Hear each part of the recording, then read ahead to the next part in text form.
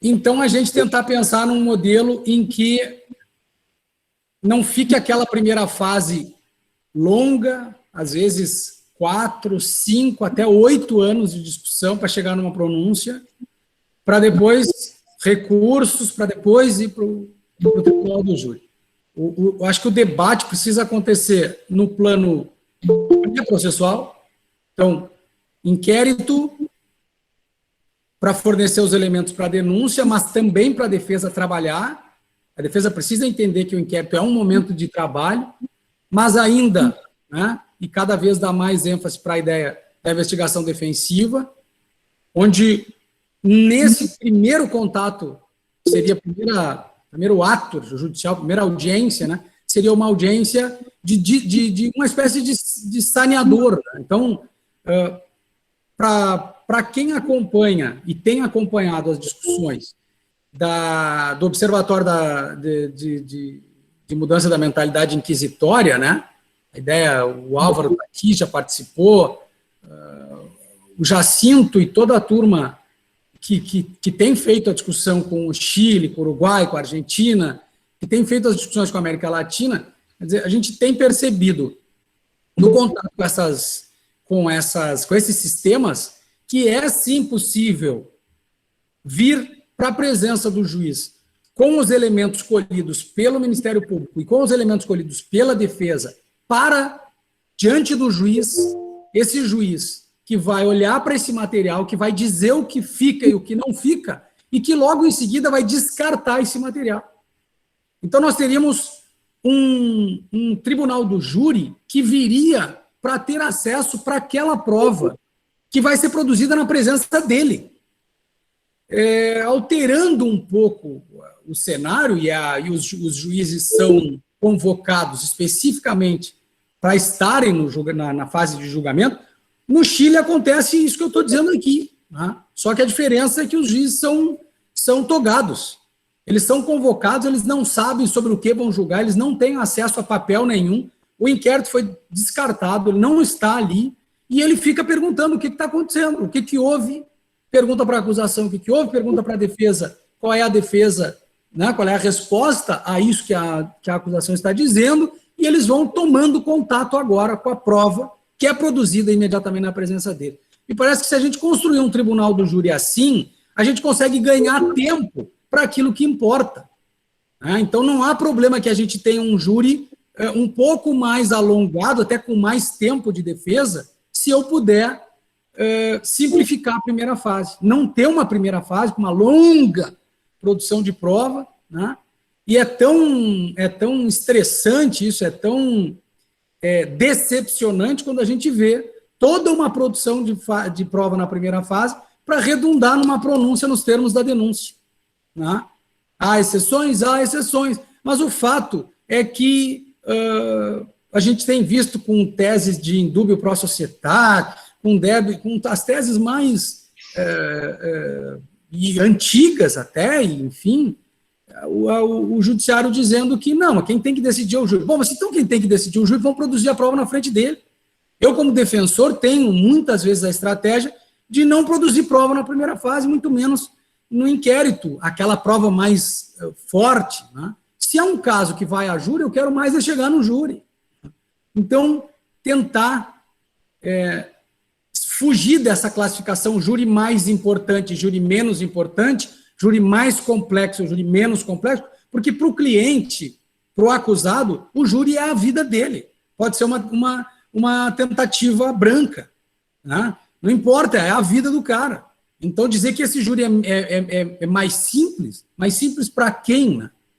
Não é uma questão de simplicidade, ou não, então pode ser menos jurados, podem ser menos testemunhas, podem ser... Não podem. Esse cara tem que ter direito às mesmas garantias para demonstrar aquilo que coloca a vida dele, a liberdade dele em jogo. Então, trabalhar uma ideia de simplificação da primeira fase, exclusão do inquérito, colocação das partes em igualdade em relação ao juiz, né? Essa fase recursal, antes do júri, eu acho que ela é importante porque, caso o juiz mantenha alguma qualificadora indevida ou não analise alguma ilicitude de prova, alguma coisa, eu preciso ter o duplo grau de jurisdição, mas veja, eu teria aqui, ao invés de 8 anos, eu teria aqui 3 meses. Né?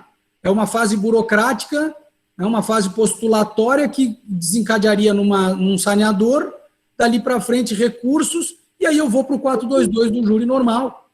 422 com obrigação da acusação, no início do julgamento, fixar os pontos da acusação. Eu acho que a palavra de ordem é a união de todos, né? Em princípio, eu quero agradecer muito a oportunidade, a possibilidade de ter estado aqui com vocês, apresentando, né, pontuando essas questões. Eu acho que o debate agora é que se torna o ponto alto. Muito obrigado, professor Rodrigo, muito obrigado, Avelar, muito obrigado a todas e todos vocês que estão aqui. A convocação é para a gente seguir nesse debate. Grande abraço, gente. Obrigado, Jader. Obrigado pela explanação. Infelizmente, tivemos ali aquele problema que acaba, né, dando um boom aqui em relação a isso. Ainda tem um monte de gente pedindo para entrar na reunião, agora estou com medo de apertar permitir em cada uma delas. Eu olho bem a foto, vejo o que tem, se eu conheço, se eu não conheço. Mas o máximo que vai acontecer é a gente fazer mais um link e daí a gente continuar. Avelar, você quer falar um pouco sobre o que o Jader falou, que eu estou tentando resolver ainda umas questões aqui junto com o TI. Rodrigo, eu acho que a gente precisa estabelecer uma forma agora de abordar, né, os temas que o Jader trouxe. A gente precisaria talvez mais de uma reunião, né, mais de um momento. Eu não sei se a gente especifica, começamos do início das primeiras proposições e abrimos, eu acho que um momento de fala, alguém pode se inscrever para falar sobre um determinado assunto ou opinar. Eu não sei como você quer fazer a respeito disso, você pensou? Minha sugestão, professores e colegas, é que a gente observe uma coisa. Nós somos 60 participantes, daqui a pouco em torno de 70, né? Se a gente pensa que, né, quando a gente dá a palavra, quando eu recebo a palavra, eu estou na condição só de assistência. Quando eu recebo a palavra, eu fico pensando, se eu falar 2 minutos, são 120 minutos. Porque todas as pessoas vão querer, né, obviamente, ter a sua oportunidade. Então, eu penso que agora, né, diante dessas propostas, quem quiser fazer a sua manifestação, quem tiver, precisa ter uma atenção muito grande. Eu aqui, só explicando isso, eu já gastei quase 2 minutos, 1 minuto e meio para falar. Precisa ter uma atenção muito grande ao tempo e Daniel, tu estás absolutamente correto. Nós precisamos achar uma maneira de recolher, quem sabe, depois, por escrito, as manifestações. Jader, vamos fazer o seguinte, então. A minha ideia, você que é o nosso palestrante, você escolhe um tema daqueles que você fez uma exposição e fala alguma coisa mais aprofundada, de repente, a respeito da tua impressão a respeito daquele tema, tá? Você conduz, e aí a gente tenta falar um pouquinho após você dar a sua opinião, e o Rodrigo coloca aí quem fala, a gente estabelece um momento de, no máximo, 2 minutos de fala, né? E a gente vai controlando isso para que não haja nenhum atropelo. Jader, escolhe um tema, Rodrigo, pode ser assim? Dá licença, eu queria apresentar uma questão de encaminhamento para o debate. Pois não. Minha proposta é o seguinte, nós temos dois debates. O primeiro é o debate de mérito, de conteúdo sobre as propostas, né, de alteração do Tribunal do Júri, e o segundo momento é o momento de propostas de mobilização, de articulação com o parlamento e com outras forças para poder bancar essa proposta. Então, o professor já apresentou um conjunto de questões. Eu acho que as pessoas no chat poderiam levantar, assim, eu, pelo menos, das questões que foram levantadas pelo Jader, eu tenho acordo com todas elas, até porque é um debate que eu já fiz. Mas se alguém tem algum desacordo, alguma dúvida sobre algum ponto, levanta no chat e o Jader fala sobre aquele ponto que a pessoa tem dúvida.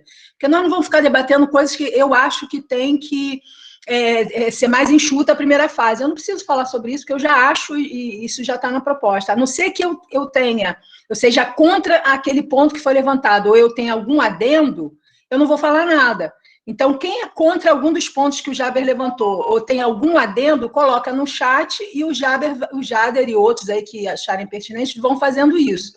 Terminado essa arrumação do mérito das propostas, tem um segundo momento que é dizer, tá, legal, nós temos a proposta, então o que nós vamos fazer agora para fazer com que essas propostas possam chegar onde elas têm que ir?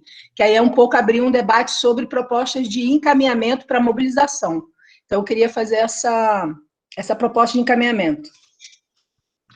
Rodrigo. Diga, Adela.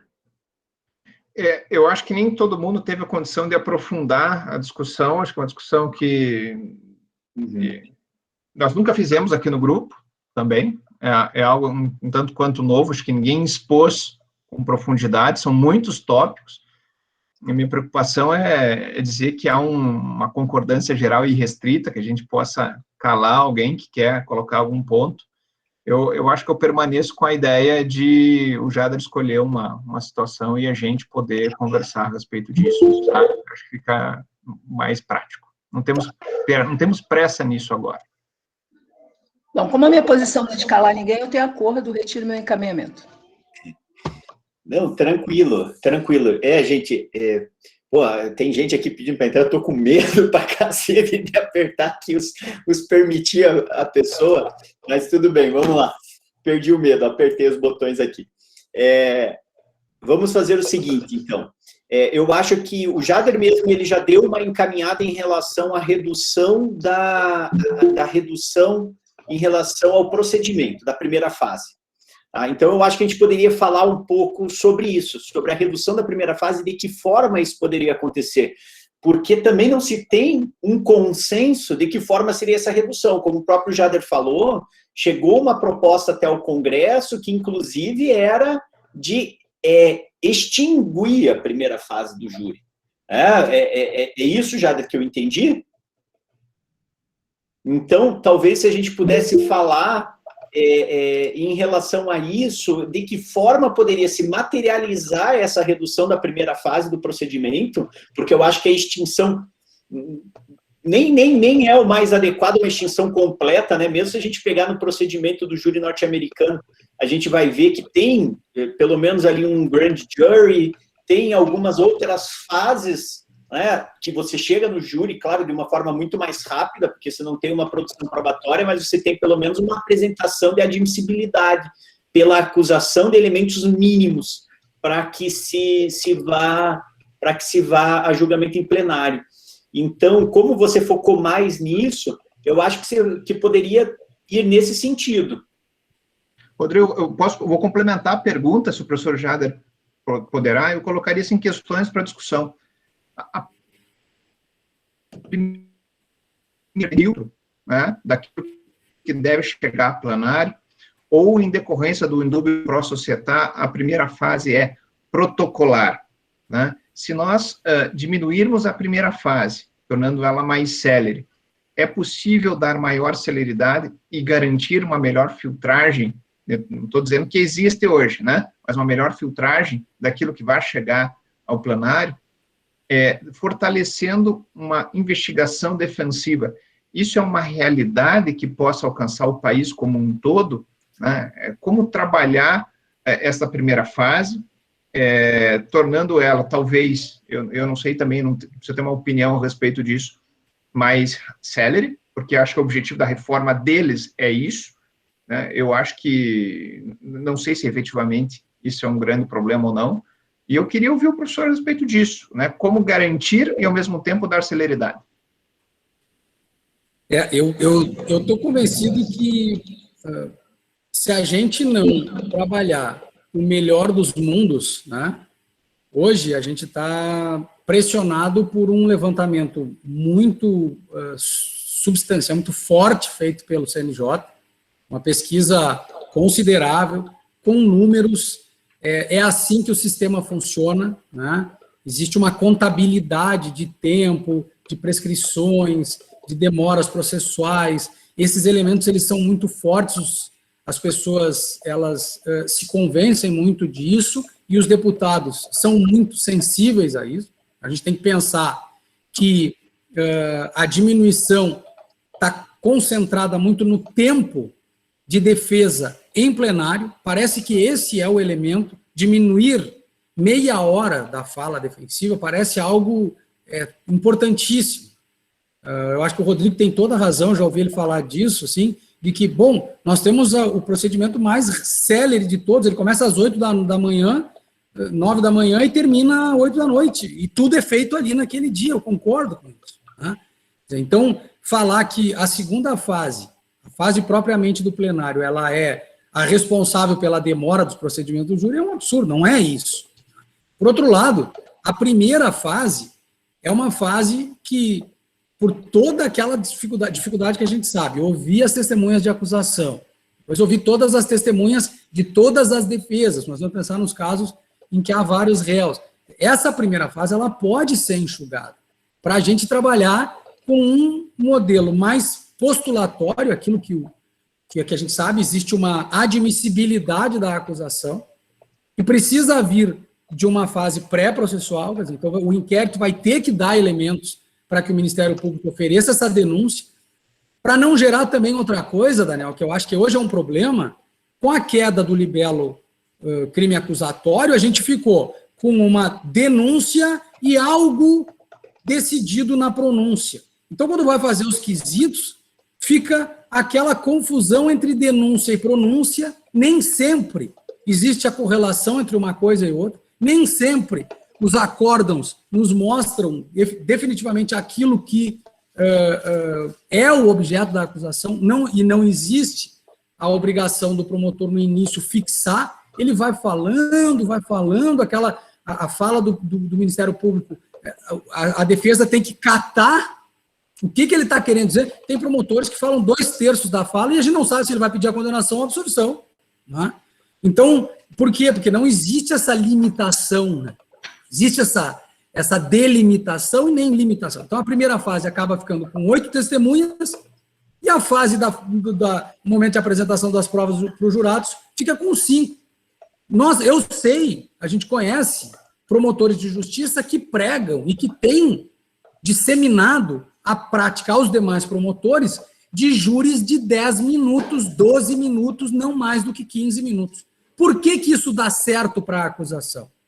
Porque não levar provas, diminuir o tempo de explanação e deixar o discurso do medo no colo do jurado, em 15 minutos um promotor condena um réu.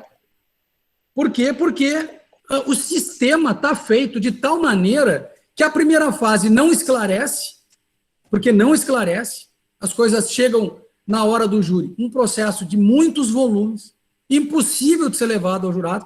Vejam, o absurdo é tanto que a primeira fase é extensa, enorme, mas o que é dado aos jurados é um relatório do juiz e a pronúncia em relação à qual nem defesa nem acusação podem se manifestar sobre ela. Então ficou um sistema realmente anacrônico, difícil de lidar. Me parece que o ponto de debate, então, Daniel, Rodrigo, Janira e demais, é o seguinte, é nós pensarmos uma primeira fase eminentemente postulatória, o Ministério Público apresenta a acusação, a defesa apresenta os elementos que refutam essa acusação ou não, porque vocês têm que pensar o seguinte, em várias situações o Ministério Público vai dizer, este é um caso de homicídio qualificado por asfixia. E a defesa vai dizer, ok, mas foi numa briga, foi uma legítima defesa. Beleza, vamos a júri, então. Vamos a júri. A própria defesa vai dizer, a defesa vai mostrar no júri que há uma legítima defesa. E o juiz diria, ok, vamos designar o júri. Por que eu preciso ter 8 testemunhas? Por que eu preciso ter toda uma fase postulatória? Né? Se eu posso deflagrar ali uma discussão. Ministério Público com as suas provas, defesa com as suas provas, e esse é um ponto importante. Ah, mas aí a defesa vai ter que fazer... Como é que a defesa vai fazer prova? Hoje, gente, vamos combinar o seguinte, se nós precisarmos do Instituto de Perícias para fazer uma prova, a gente sabe que o juiz de direito hoje se vê obrigado a indeferir provas com os laboratórios oficiais, porque a gente sabe que leva mais de 3 a 4 anos para ficarem prontos. E que quando vem com quebra de cadeia de custódia, vem tudo cheio de problema. Né? Então, a prova pericial é complicada, a prova testemunhal é complicada. precatórias invertem ordem, enfim, há uma série de problemas na primeira fase, e o mais importante é o seguinte, tá, Jader, mas então a gente pega esse caderno aí, da primeira fase, e temos tudo para levar os jurados? Não!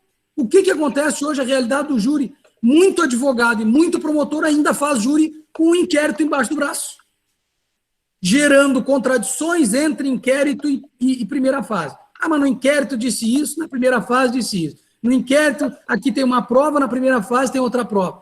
Então, isso está gerando muito mais problema, não está servindo para dar aos jurados elementos de informação, porque se o Ministério Público não quer, se ele não quer, ele tira isso, suprime isso dos jurados, ele faz o seu discurso de terror no início, dá para a defesa lá 10 minutos, condena esse cara porque ele é mau, e a defesa vai gastar o seu tempo sem réplica, e aí não vai ter tréplica, então vai ter que gastar o seu tempo para trabalhar muito mais o direito penal do autor do que a prova, do que a questão de defensivo. Então fica aí a minha proposta de que a gente aprofunde na simplificação, sumarização, na redução ao máximo da primeira fase e a preponderância da produção da prova originalmente na frente do jurado, isso quer dizer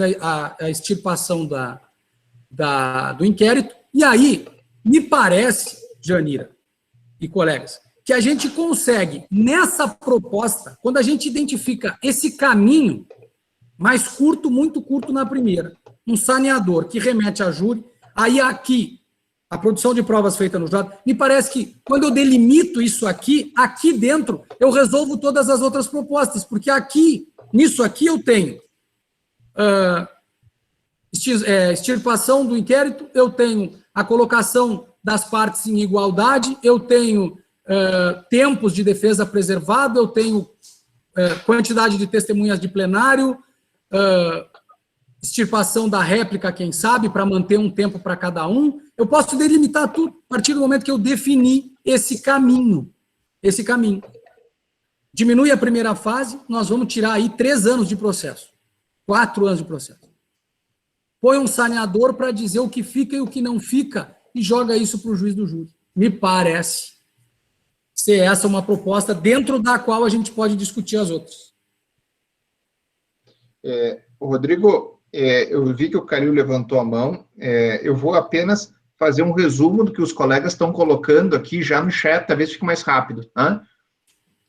Professor Jader, os colegas estão questionando se a pronúncia, nesse caso, ela seria mantida, né, e ela ficaria, digamos assim, fundamentada exclusivamente com o que está no inquérito, se haveria produção de prova dentro dessa proposta, nessa primeira fase, ou o juiz iria se valer do inquérito para pronunciar. Outra questão dos colegas se nos casos de desclassificação, especialmente às vezes envolvendo discussão de dolo eventual, se essa primeira fase não é significativa para afastar, por exemplo, um pouco dos casos de delito de trânsito, onde a gente tem ali aquela discussão que pode ser tida na primeira fase. Então, a pergunta grande seria assim, haveria ainda uma prova em contraditório, diminuída, mas de que maneira isso seria realizado? E se a admissibilidade da denúncia seria antes, já com o oferecimento, ou a admissibilidade da denúncia seria depois dessa pequena prova produzida antes da pronúncia, claro.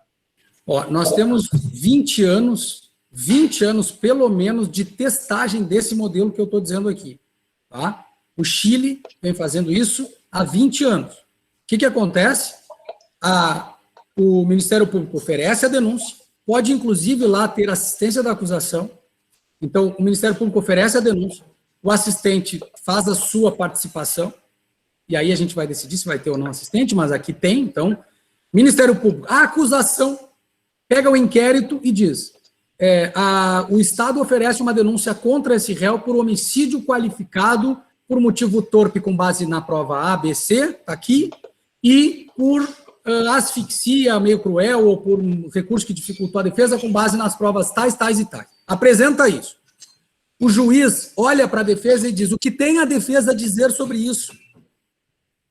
E a defesa vai dizer, olha, isso aí não por isso, não por aquilo, essa prova é ilícita, isso não pode, ou isso aqui não dá, a defesa está aqui com um levantamento técnico que fez tal e tal e tal, para mostrar que não houve isso, ou a defesa, no próprio inquérito, já requereu tais e tais elementos, enfim, esse juiz ele vai decidir o que fica da denúncia, e se fica a denúncia. Passa a existir um juiz para sanear a acusação, para delimitar o que fica da acusação.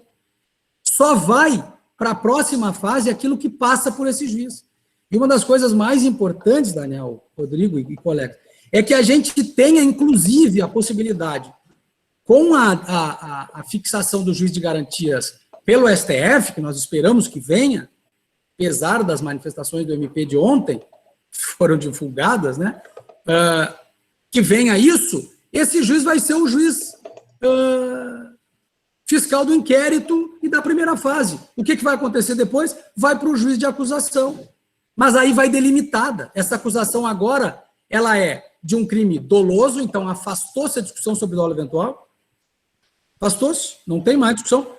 Se há dolo eventual ou não, agora é o jurado que vai dizer. Ficou fixado aqui o elemento mínimo para recepção dessa acusação por crime doloso.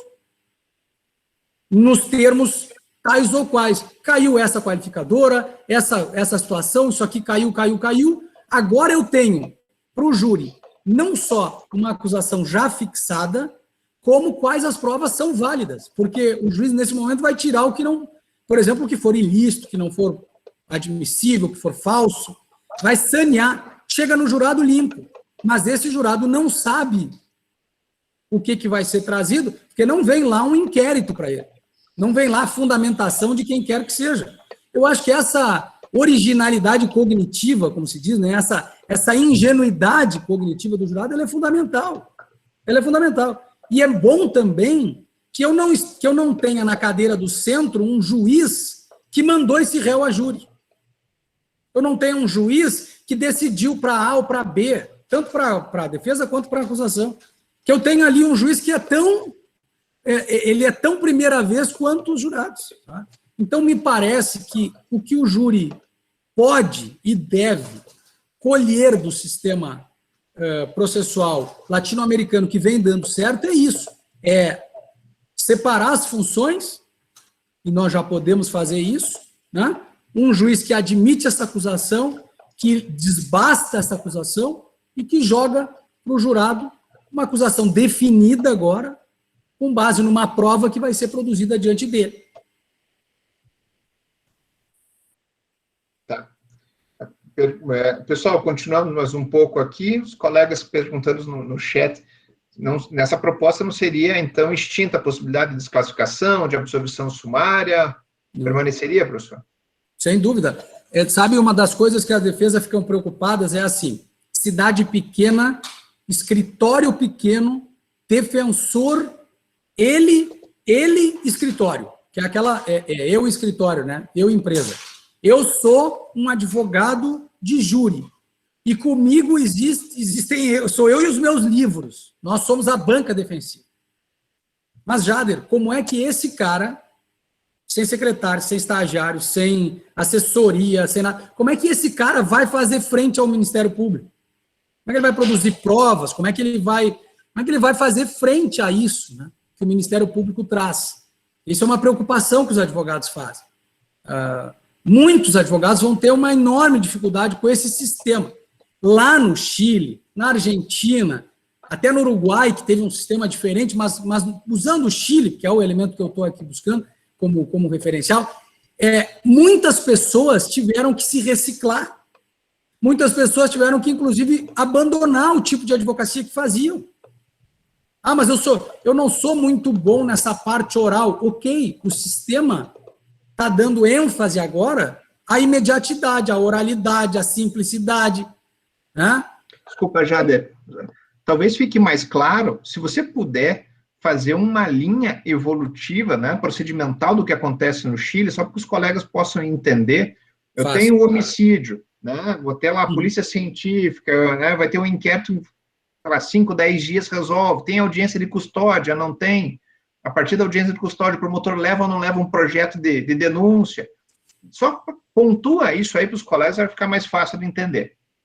O interessante é que a gente tem no Chile uma cadeia, principalmente em Santiago, né, a gente tem uma cadeia colada no sistema integrado de justiça que passa por baixo e vai para lá. Então, eu tenho o réu, ele tem acesso ao advogado em 3 horas e a uma audiência em 5 horas. Né? Então, ele tem a solução da sua questão no que seria a nossa audiência de custódia em não mais do que 8 horas. Até porque, se passar das 24, ele é posto em liberdade, né? Sem abrir a porta da cadeia e manda ele embora se ele não tiver um atendimento. É muito grave, muito célere isso. Se nós pensássemos no nosso sistema, né?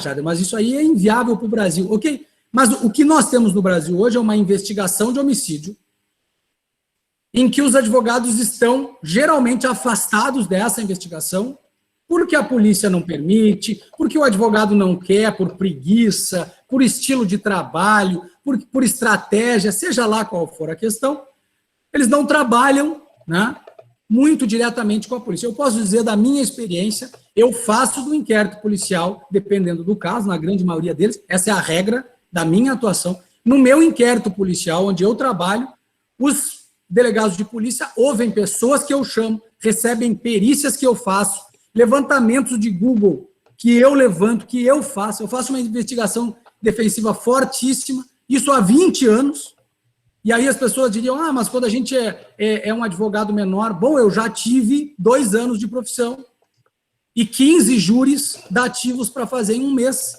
né? Então, essa ideia de que não é possível, eu diria que eu fazia muito mais isso na minha juventude do que agora, aos 25 anos de atividade. É possível fazer? Máquina fotográfica embaixo do braço, sobe a vila, a favela, anda pelos becos, pelas ruas, fotografando, fazendo o percurso que o réu teria feito desde o início, do pé do morro até o local do crime, pega um Google, faz uma foto, junta isso no inquérito, faz toda uma demonstração, estou falando de 25 anos de idade, um escritório onde eu e outra pessoa trabalhavam. O que é isso? Isso é investigação defensiva. Declaração das pessoas, declaração do local onde o crime aconteceu, enfim, juntar o máximo de elementos que eu tenho capacidade de juntar para que esse inquérito seja um inquérito com um viés também defensivo. E para que eu possa, já nesse primeiro contato, mostrar ao juiz que é caso de desclassificação, de absolvição sumária ou de impronúncia, dependendo da tese defensiva. O juiz passa a ser não mais aquele juiz do indúbio pro societate, o juiz que lava a mão e diz deixa para o jurado, passa a ser alguém que decide. Daniel, quem nós vemos hoje, e eu posso dizer que tu és uma exceção, porque eu tenho visto as tuas decisões muito fortes nessa análise, mas és uma exceção no sentido de recebimento de denúncia e de pronúncia. Porque o que a gente vê são despachos até formulários, né? São formulários de despacho de recebimento de denúncia e depois, na pronúncia, a versão é assim, a versão é assado, deixa que o jurado julga. E aí a gente chega lá, 8 anos depois, e assiste um pedido de absolvição do Ministério Público por falta de prova. Pior, como base para no próximo júri poder dizer, eu peço absolvição quando eu vejo. Hoje é caso de condenação. Vejam, eu sou justo. Então, isso me parece, né, tem bastante gente com a mão levantada aí, mas me parece que a gente consegue, no modelo atual, mesmo com o inquérito do modo como nós temos, e aí vou chamar o Jacinto para dizer o seguinte, é muito mais um problema de mentalidade do que de procedimento. Precisa mudar a mentalidade. A gente tem que produzir prova para não deixar essa denúncia ser recebida. Eu faço isso hoje, no modelo atual. Eu bato muito na acusação antes dela fazer a denúncia. Então, eu vou lá no inquérito, fazer o inquérito acontecer a meu favor. Tu está te antecipando, mas não tem problema nenhum em me antecipar. Eu quero me antecipar para mostrar, inclusive, a lisura do meu procedimento. Quando eu chego no jurado 8 anos depois, como eu vou fazer no caso da Botkiss, eu vou dizer para eles o seguinte, olhem os requerimentos que eu fiz no inquérito, olhem os pedidos de prova que eu fiz no inquérito, olhem as minhas primeiras petições em juízo, se não são petições que simplificariam a nossa vida em muito. Se não são petições que foram, inclusive, aceitas depois em nível de tribunal. Então, o que eu disse na fase de inquérito, eu estou dizendo agora, em plenário. Olha, quer discurso mais potente da defesa do que esse? Então, eu tenho que mudar a mentalidade. Se eu mudar minha mentalidade, eu consigo fazer uma primeira fase sem prova, sem chicana defensiva, de arrolar 10 testemunhas abonatórias para travar a pauta, para poder fazer o processo se distanciar, porque a gente, como defesa, gosta que demore para sair daquele calor do fato. A gente tem que fazer meia-culpa também. Né? Nós temos que admitir a nossa parte. A gente gosta de inquérito mal feito para poder usar ele contra a prova da primeira fase. Então, a gente tem advogado que adora inquérito. Só que agora nós estamos falando aqui no sistema, na rigidez do sistema, na sanidade do sistema. Na verdade, no fim das contas, a gente gosta muito dessa coisa, dessa bagunça, dessa esculhambação em termos procedimental, para tirar proveito. Só que, gente, analisem os dados. As condenações são infinitamente maiores do que as absolvições com esse cenário. E mais, quando acontece uma absolvição, a gente tem que ir até o Supremo para discutir se o Ministério Público pode ou não ferir a soberania do júri, para mandar isso a novo júri, por contrário à prova dos autos. Então, o cenário não é bom para nós. Professor, só para a gente poder escutar os colegas, vamos trabalhar de duas maneiras, se o pessoal aprovar. Quem quiser escutar do professor Jader um ponto e puder escrever no chat, a gente faz uma leitura e passa a palavra ao professor. E aqueles que quiserem exercer o direito de fala, vamos limitar a intervenção a 2 minutos para poder escutar novamente o professor Jader. Podemos fazer assim, pessoal? Tranquilos? Então, Rodrigo, controla para nós, aí você que está vendo, não estou vendo muitas mãos levantadas, fica à vontade, Falks, chama o pessoal aí. Vamos lá, quem está levantada aqui, primeiro é a Janira, não sei se ela já tinha falado, se esse daqui é mais antigo, eu acho que ela já tinha falado. Não, então, não sei se ela não tinha. É o Calil, eu acho, Calil foi um dos primeiros a pedir a palavra aqui, eu acho. Não, tem a ordem aqui, ó, a ordem de mão levantada. Tá, então, Alexandre, agora, depois é o Calil. Alexandre Bolcato. Obrigado, Janira. Alexandre Bolcato, quer falar?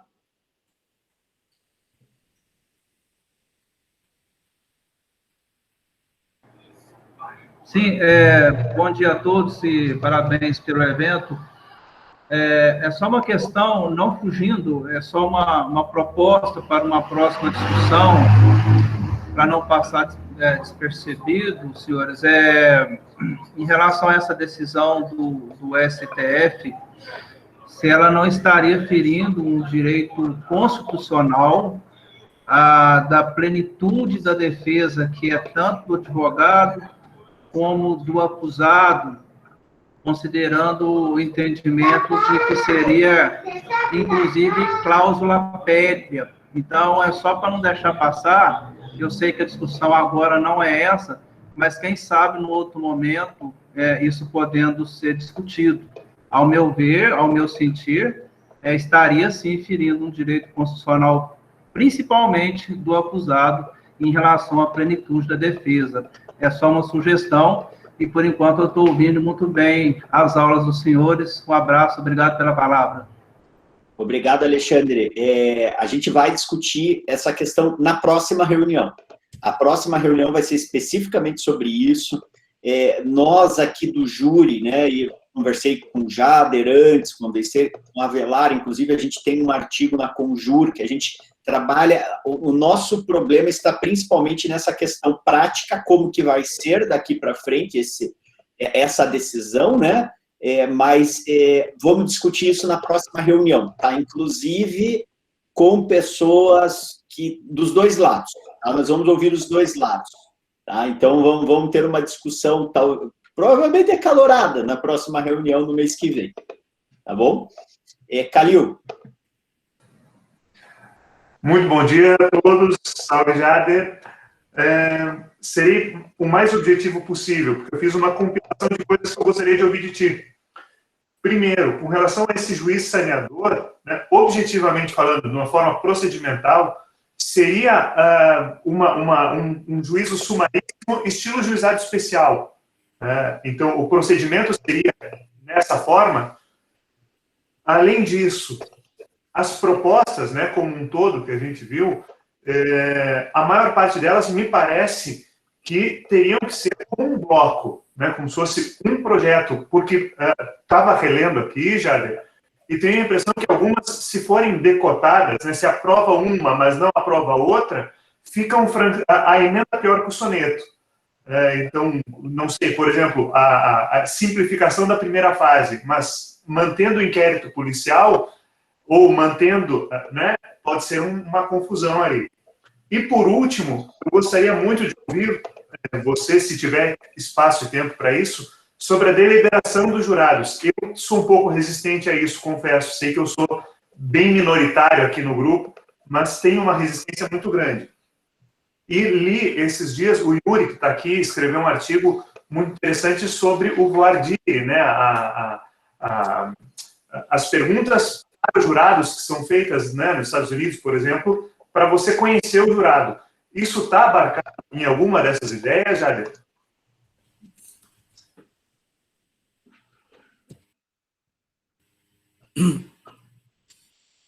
Calil, em primeiro lugar, muito obrigado pela ajuda aí, já imediatamente se disponibilizou a nos ajudar na compilação desses elementos todos. Eu penso que essa primeira fase precisa realmente ser muito sumarizada, eu acho que essa palavra é importante, né?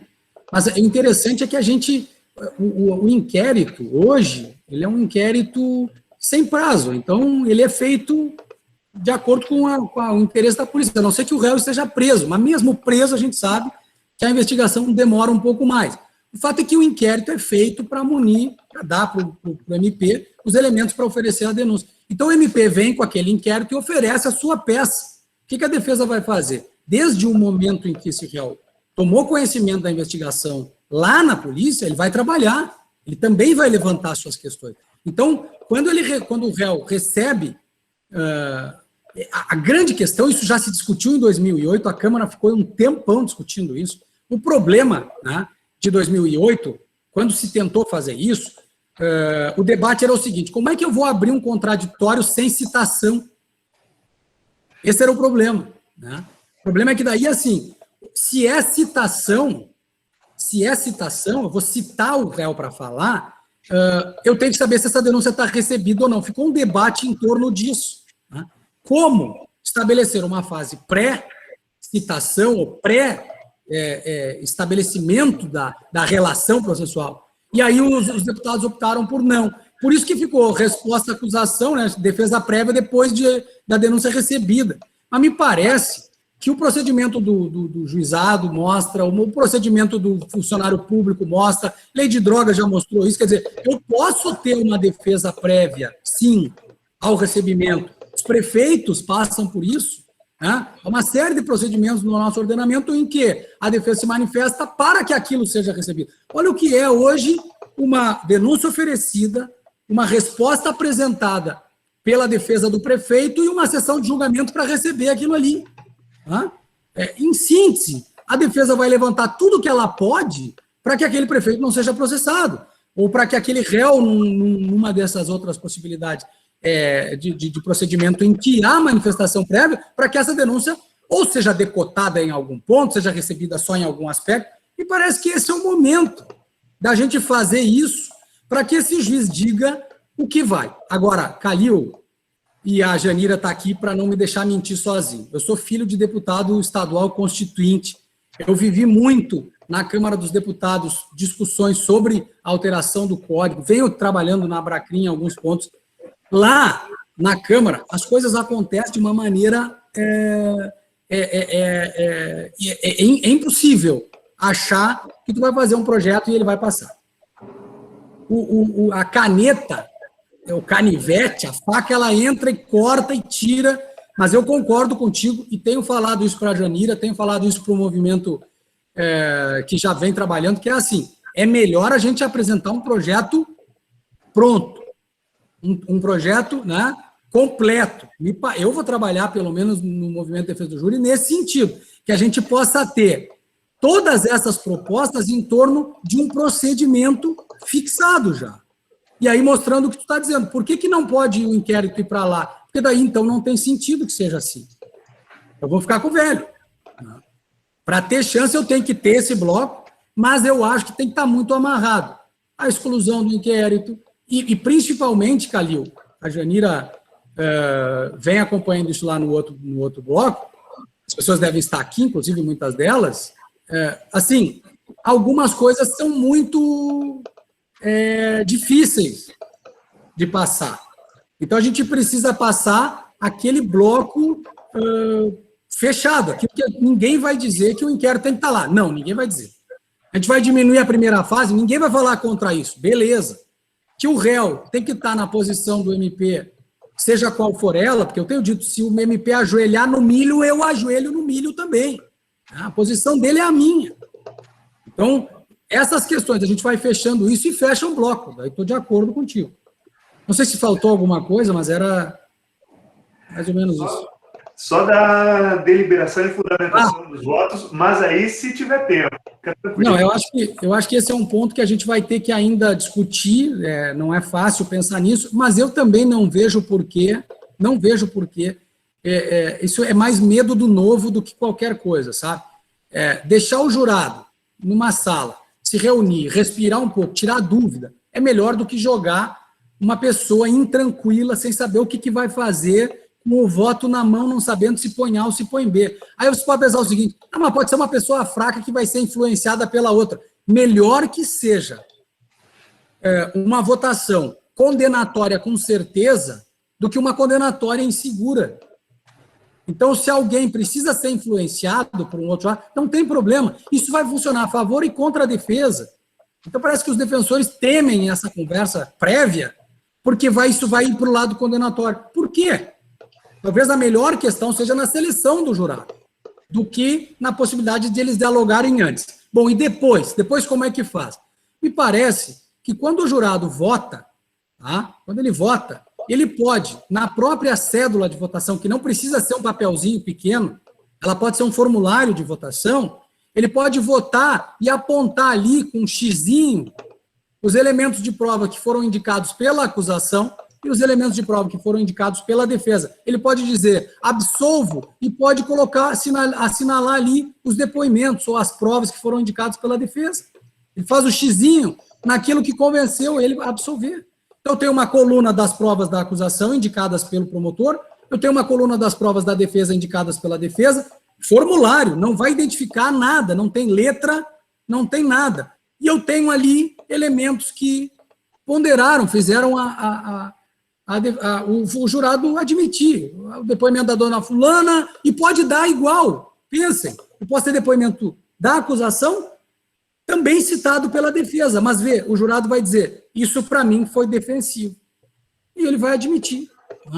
Por esses elementos aqui, ele dá o xizinho, proposta. Não é fácil, mas me parece que a gente tem que caminhar para dar ao jurado essa possibilidade de dizer por quê, simplesmente porque a Constituição manda.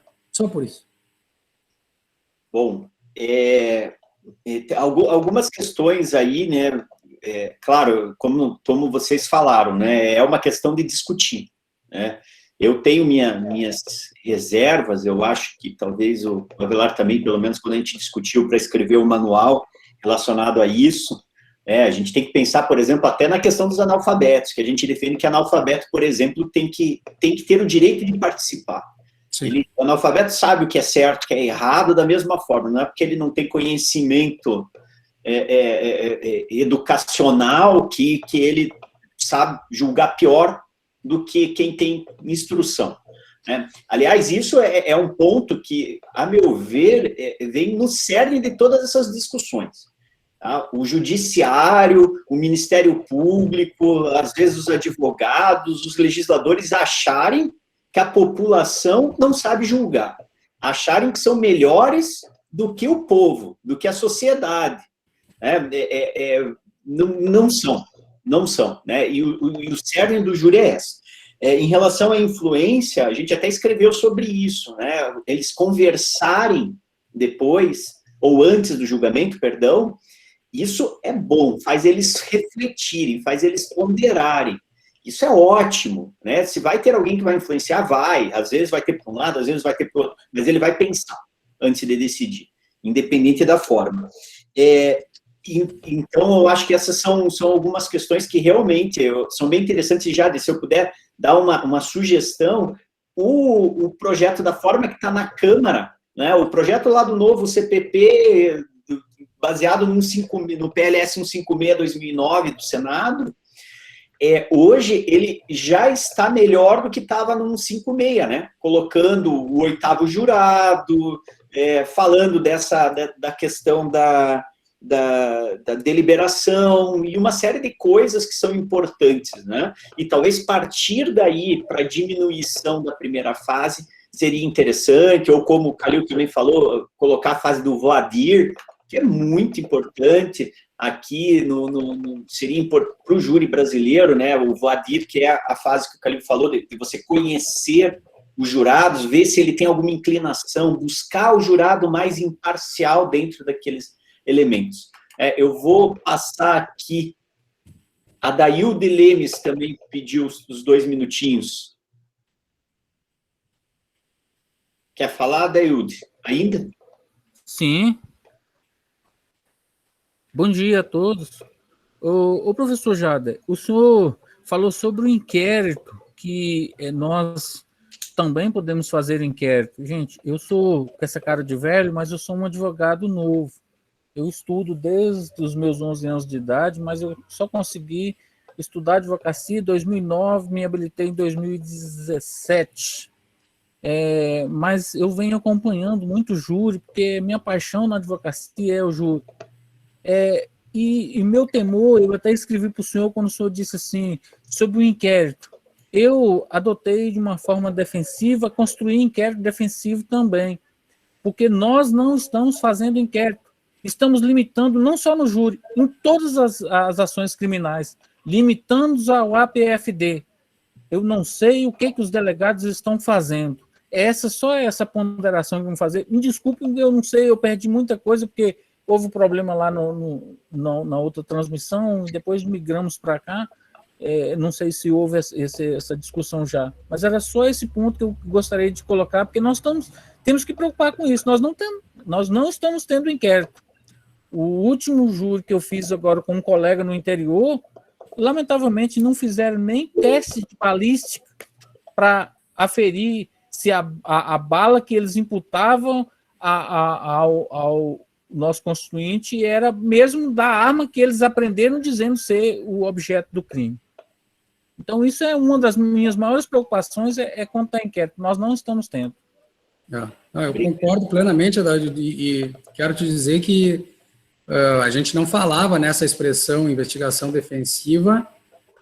Eu volto a esse momento em que eu estava trabalhando exclusivamente como advogado indicado, dativo, né? Não havia defensoria pública em Porto Alegre, 2 júris por semana. Quer dizer, se a gente, nesse atual modelo, no modelo de hoje, se a gente não trabalhar a produção de prova da nossa parte, pelo nosso esforço, a gente é atropelado pelo inquérito, pela acusação, e às vezes são coisas simples. Às vezes eu consigo fazer uma série de soluções pelo Google mesmo. Gente, eu estou fazendo um levantamento agora para um júri que vai acontecer em maio, é um acidente de trânsito que está sendo levado como dolo eventual. Existe uma reconstituição feita em meio digital que vai custar R$ 1.200. R$ 1.200 não é um absurdo até para um réu pobre. Um réu pobre pode pagar R$ 1.200 e é uma prova de um valor imagético, de um valor, de uma capacidade de convencimento muito grande. Então, a gente tem que ter criatividade, tem que ter, enfim, disponibilidade para fazer aquilo que tem que ser feito. É um outro júri em que eu vou usar uma maquete como essas de prédios, de maquetes que fazem vendas de prédios, assim, que a gente acha nos shoppings, assim. Eu estou fazendo uma maquete dessa, a maquete vai custar R$ 2.000. Não é um absurdo. Não é um absurdo. Muitas vezes eu gastei R$ 1.500, R$ 2.000, R$ 2.500. Eu gastei para fazer uma prova para um júri de réu pobre. Então, às vezes, a gente pensa que as coisas são absurdas. Não, a defesa pode se mexer. Com pouco dinheiro, com pouco dinheiro e fazendo coisas muito fortes. O inquérito não pode estar na mão do delegado, tem que estar na nossa mão. Bacana. Obrigado, Jader. Rodrigo Alexandre Ramos. Quer falar também 2 minutos? Rodrigo Alexandre. Também está com a mão levantada aqui. Não sei se ele ainda está na reunião. Quer falar ou você quer escrever?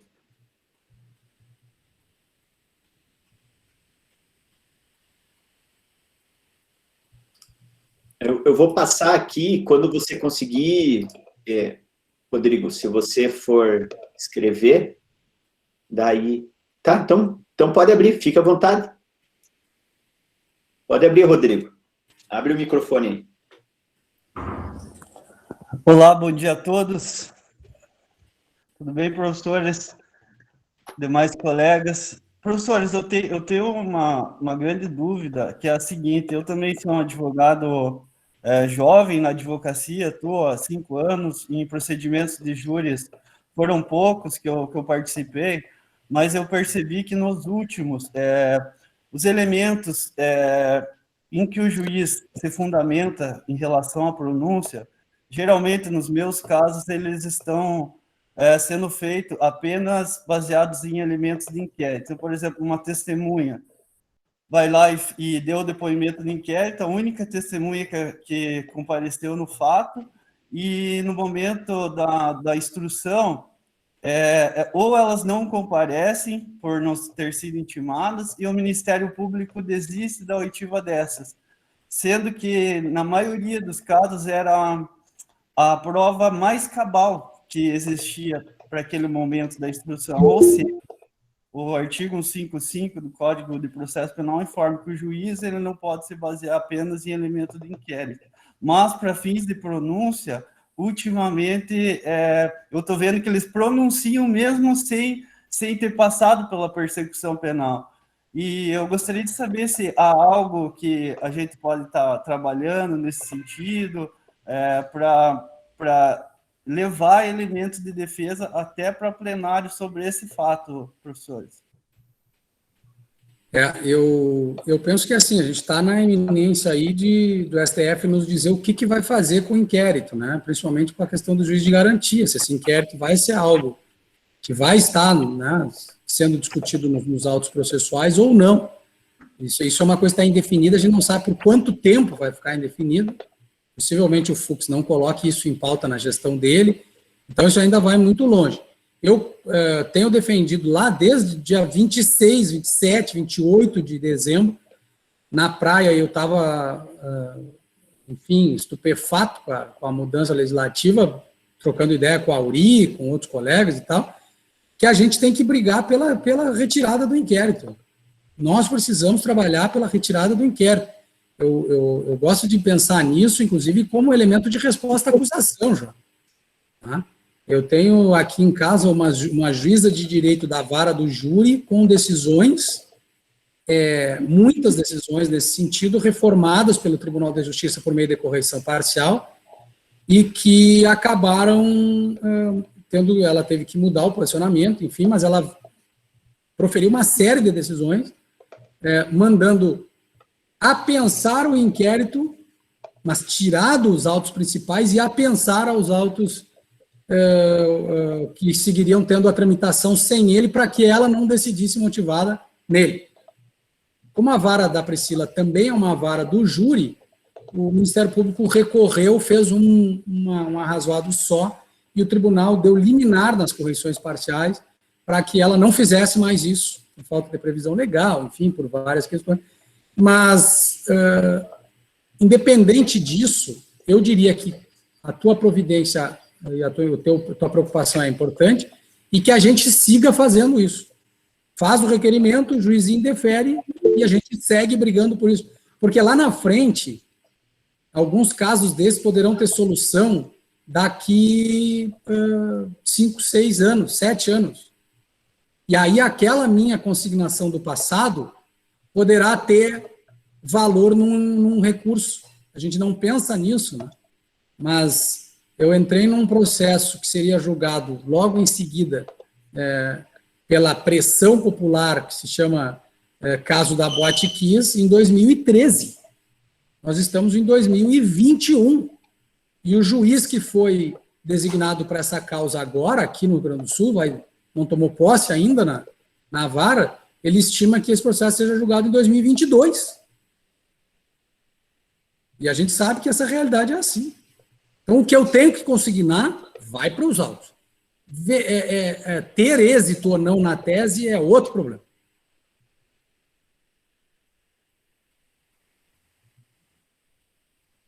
O Rodrigo saiu, eu acho. Professor, ficou muito bem esclarecido. Muito obrigado. Tranquilo. O próximo que está com a mão levantada aqui é o Swinsky. Olá, professores. Me ouvem bem? Ouvimos. Eu estou sem câmera no computador de casa, então peço desculpas por estar falando com a câmera desligada. Parabenizar o professor Jader pela explanação. E, assim, minha colocação é um pouco mais, talvez, uma preocupação, até porque eu não tenho acompanhado essas propostas de alteração legislativa. O tempo, infelizmente, não tem permitido. Então, tenho tentado me atualizar por eventos ou por conversas como essa. Mas, assim, as experiências últimas com relação a essas alterações parciais são experiências um pouco traumáticas. Veja, por exemplo, a 12.403, que trouxe as medidas cautelares diversas da prisão e efetivamente acabou com a liberdade provisória, dentre outros. Né? E aí, trazendo aqui o exemplo do Chile, eu que estive lá, não sei se mais alguns colegas aqui estiveram, a gente pôde perceber que lá foi necessário realmente uma refundação do sistema, como o professor Fausto fala sempre. Né? Eles não tinham, até começo dos anos 90, o Ministério Público instituído. Né? Era literalmente inquisitório mesmo, era o juiz que acusava e o juiz que julgava num típico sistema inquisitório. Né?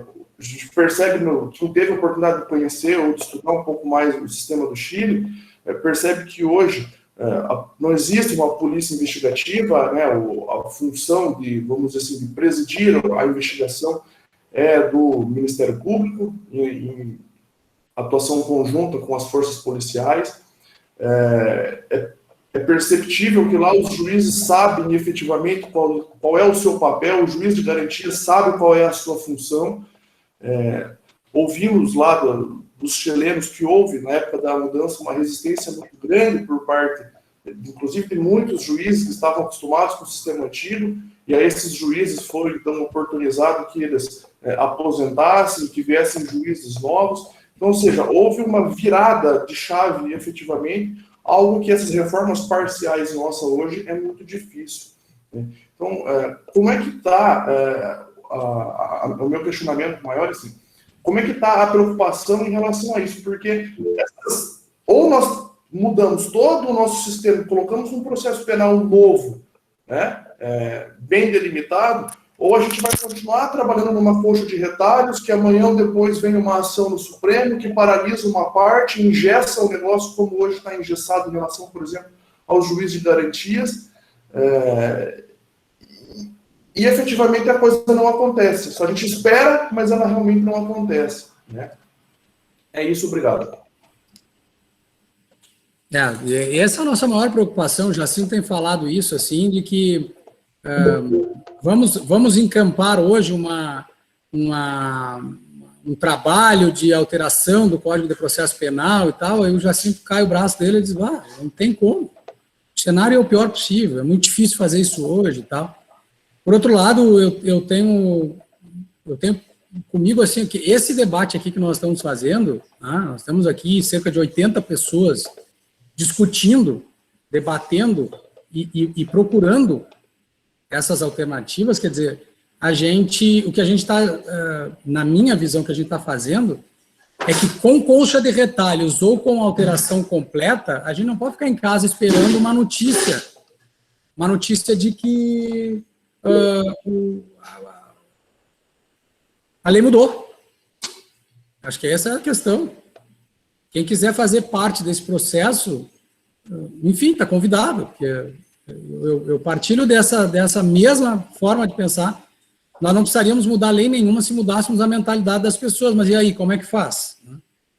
A verdade é que a gente é atropelado por reformas legislativas que acontecem sem a nossa participação, porque o Ministério Público está lá dentro, o Judiciário está lá dentro. Tem pessoas encarregadas pelas alçadas de controle do processo legislativo que estão lá trabalhando, né? Basta ver que quando sai uma lei, imediatamente tem uma ação direta de inconstitucionalidade.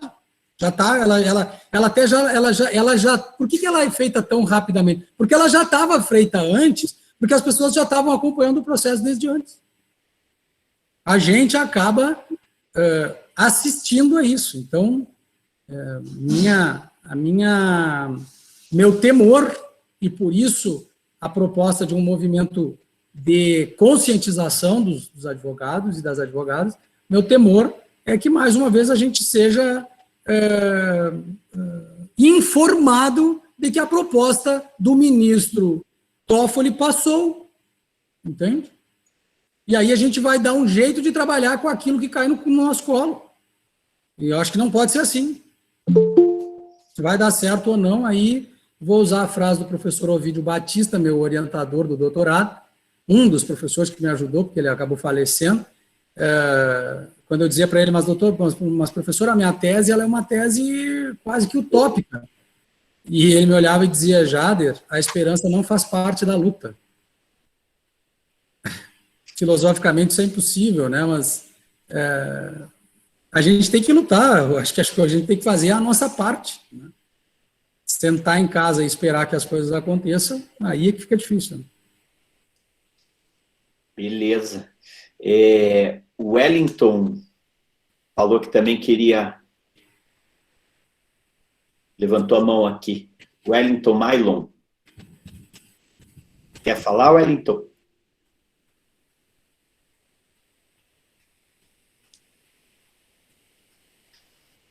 Então, vamos passar aqui para o Pablo.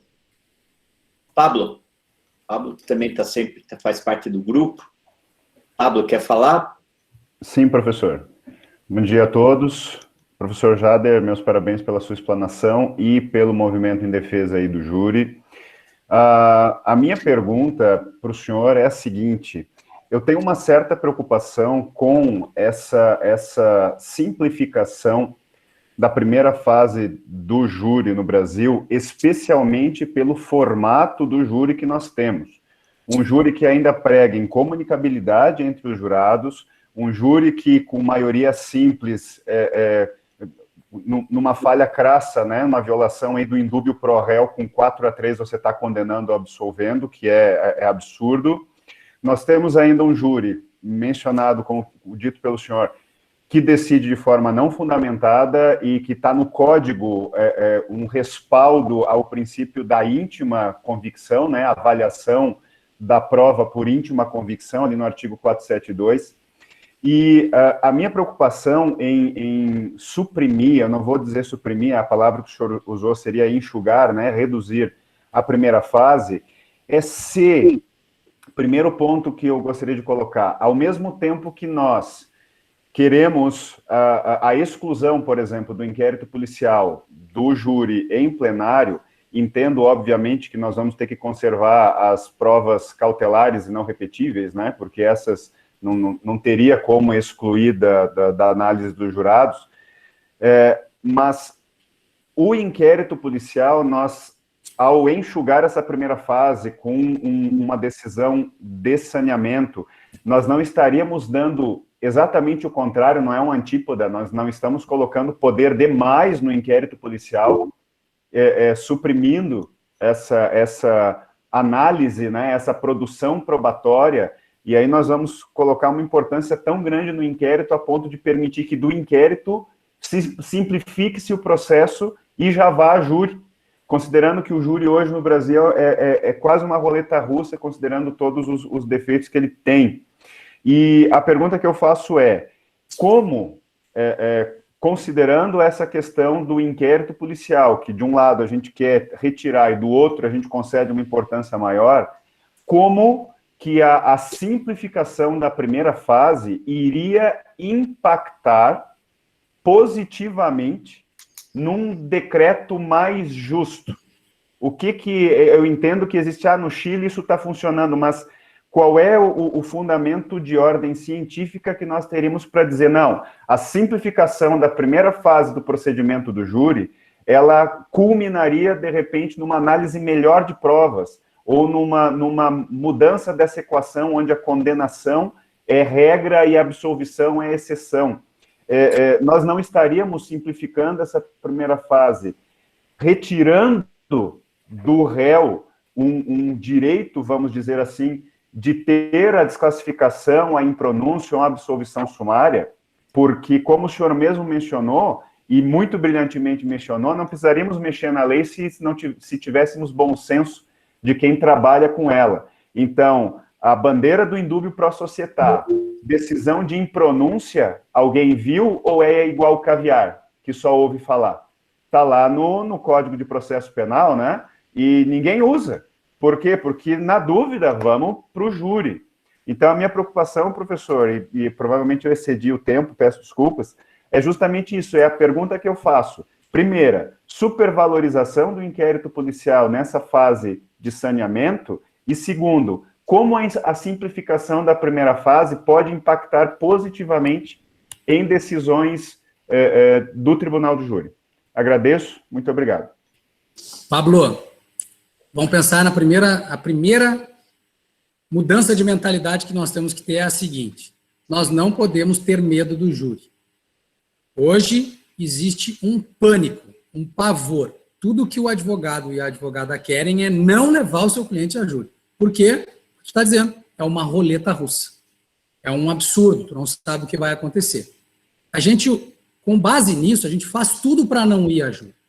O problema é que o júri é o local, né, do poder judiciário para decidir essas questões. Então, nós temos que pensar o seguinte: se há elementos para um crime, para uma acusação de crime doloso contra a vida, é lá no júri que nós temos que resolver com todo o temor que exista. E aí nós temos, para diminuir esse medo, nós temos que pensar o seguinte, que a primeira turma e a segunda turma do STF, que a quinta turma e a sexta turma do STJ, que as turmas estaduais, que as câmaras estaduais, que as turmas nos TRFs, uma e outra é a loteria também. A gente vive essa loteria, faz parte da crise do próprio direito, né? Nós vivemos um problema sério hoje em dia, e não é brasileiro, é mundial, né? Mas vamos lá, vamos sentar aqui e pensar. Primeiro, nós estamos diante de algo que se resolve no júri. A exceção é sair do júri. Nós precisamos de uma vez por todas, com essa cabeça, dar valorizar o trabalho do Ministério Público ao lado da polícia e da defesa ao lado do acusado. Nós não podemos, hoje, nós vivemos uma ideia de que a polícia faz um trabalho para a defesa poder se defender. O Ministério Público faz um trabalho e é em cima desse trabalho deles que eu atuo. Sabe o que? Eu não sei se vocês viveram, Pablo, não sei se vocês notam isso assim, mas quando o 212 entrou em discussão, quando ele foi aprovado, e quando ele entrou em aplicação, quando ele foi aplicado nas audiências, muitos defensores sentiram a dificuldade de uma audiência começar, a testemunha assenta, o juiz olha para ele, doutor, o senhor tem a palavra. Porque ele era acostumado a trabalhar em cima das perguntas todas que o juiz fazia, para depois ele trabalhar. Então, a primeira coisa nós não podemos temer o júri. A segunda coisa a responsabilidade da matéria defensiva é nossa, independente do que eles façam. Nós temos um âmbito de atuação que independe da acusação. Tu tens toda a razão, Paulo, se tu me disser assim, bom, mas se a acusação não fizer a parte dela, como é que eu vou contraditar se eles não fizeram a parte deles, né? Mas a gente não é ingênuo, a gente sabe que hoje em dia, em qualquer lugar do mundo, tá? Se eu tenho uma tese, eu tenho a responsabilidade de demonstrar essa tese. Isso é uma questão lógica. Tá? É uma ética processual que faz com que, na dúvida, eu não seja... Né, há uma ética que faz com que, na dúvida, eu não seja condenado. Mas, sem dúvida nenhuma, estrategicamente, eu preciso reforçar todas as minhas condições de demonstrar minha tese. Então, o Ministério Público vai fazer o trabalho dele, aí alguém estava dizendo aqui, mas as provas... acho que tu me disseste, né, Pablo? As provas irrepetíveis, essas terão que ser levadas ao inquérito. Não, nada tem que. No sistema em que as partes são responsáveis pela sua estratégia de atuação, nada tem. O júri vai começar, depois do processo ter sido saneado, ele vai começar 0-0. A acusação vai dizer, as minhas provas estão aqui. Ela poderá ter deixado de fora uma série de elementos. Ela está usando elementos que a convenceram da acusação. A defesa, por outro lado, vai ter que mostrar, mas e essa aqui? E essa outra? E esse levantamento que eu estou trazendo? E essa prova que foi feita? Entende? Então, quem traz os elementos de prova para o conhecimento do jurado são as partes. E eu acho que tem que ser assim.